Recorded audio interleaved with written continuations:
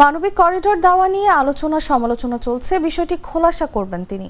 Rakhine রাজ্যে সেনা মিলিয়ে মিলিশিয়া সংঘর্ষের কারণে সাধারণ মানুষ খাদ্য চিকিৎসা সামগ্রীর সংকটে পড়েছে।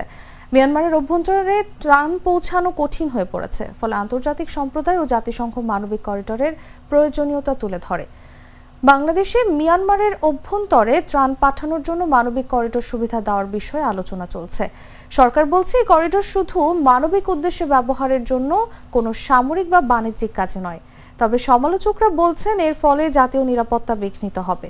সংবাদ সম্মেলনে জাতীয় নিরাপত্তা উপদেষ্টা খলিলুর রহমান গণমাধ্যমের কাছে মানবিক করিডোর বিষয়ে বিভিন্ন তথ্য উপাত্ত উপস্থাপন করবেন এবং গণমাধ্যম কর্মীদের নানা প্রশ্নের জবাব দেবেন।